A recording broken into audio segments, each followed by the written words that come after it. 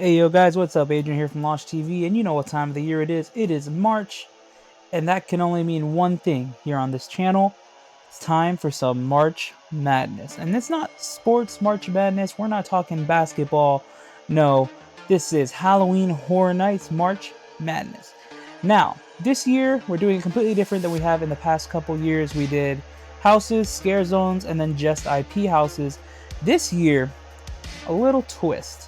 It's going to be the Battle of the Sprung Tents, meaning I am going to take the Sprung Tent duos from every year since I've been attending the event, so since 2013, and pinning them against each other. So that means, for example, houses like Scarecrow and Hive will be placed together and things of that nature. So, with all of that being said, let's jump right into this and roll that intro.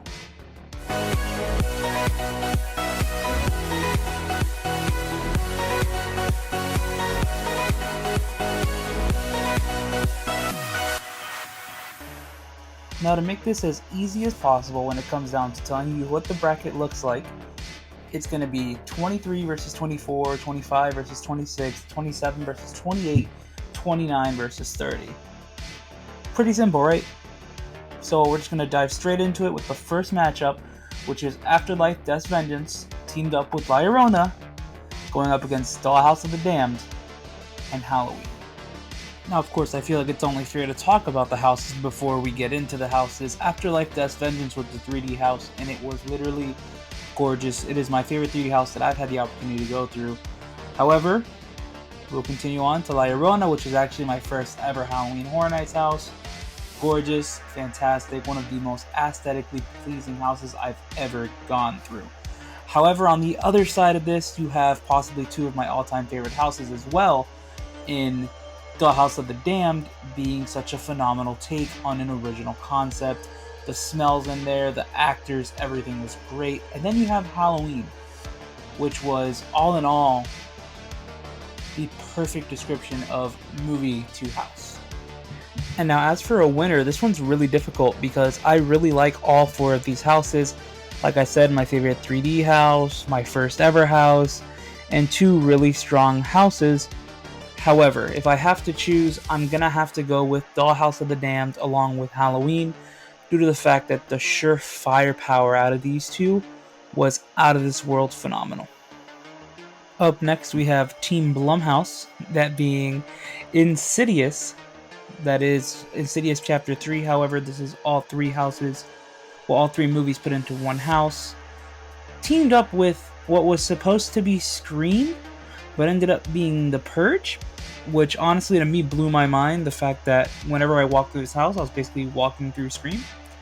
And their opponents are a fan favorite Tomb of the Ancients, which was aesthetically pleasing as it could be, and Texas Chainsaw Massacre. This was the HHN 26 iteration of that house, meaning that you guys know my opinion of this house. And sadly, with that opinion comes the winner. Sorry that I didn't give you any anticipation for this one, but the winner is Team Blumhouse. And now, taking a step away from the Blumhouse Massacre, we are now moving on to four houses that I really enjoyed. Now, I'm not saying that I didn't enjoy all of these Sprung Tent houses, because I truly love these Sprung Tent houses. I feel like they're always amazing. But first, out of these four, we have Hive, which, if you didn't know, are basically a bunch of Nosferatu's flickering lights.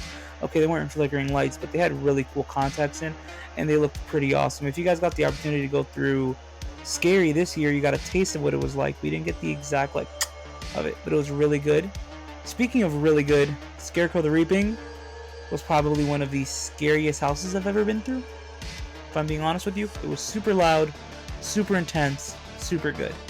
But speaking of super intense, the next house, which is the opponent for these two, is Dead Exposure Patient Zero. The strobe lights in here killed me. It was loud, it was ridiculous, there was so much going on. There were nights where I honestly did not want to go through this house. But now, on the lighthearted part of this, we have possibly one of the most fan-beloved houses in Slaughter Sinema, which to me was a gorgeous house which created children, essentially, made its own path for new houses to come in the future. Now, with all that being said, who is the winner here? Between these 4 phenomenal houses, 2v2, you know, what year would I be like, oh, let's go through these houses, go through that house? Now, if you were telling me Scarecrow alone, I'd do Scarecrow. However, on the other side of the spectrum, you have both Dead Exposure and Slaughter Sinema. Therefore, they get my bid. I'm going that way. And now we move towards our final matchup of the day, which features houses from 29 and 30, meaning some of you guys have done some of these houses. So this is very exciting. Of course, there's people that have probably done more before this, but we know that normally it's freshly squeezed Horror Nights fans that come here, so welcome. And if you're a veteran, thank you for tuning in. First matchup we have, well, first set of teams we have is Depths of Fear, which I've talked to people over the years, and they've said this house was very scary to them. On the opposite side, for me, I felt like this was a really cool house. It really felt clustered. Not clustered in a bad way, though. Clustered as in you were supposed to feel tight. I liked that a lot. It was cool.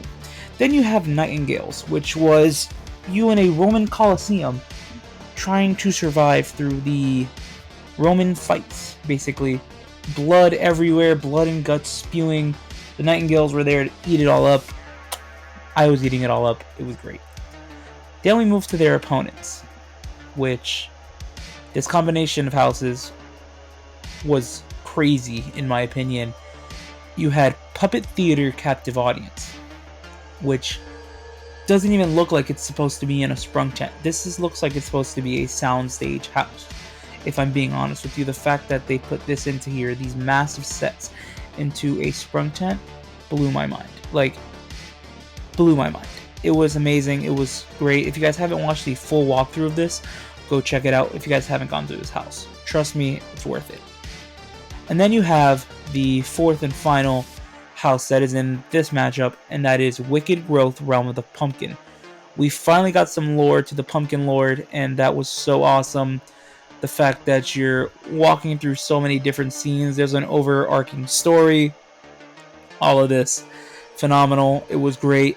All 4 of these houses were really good houses.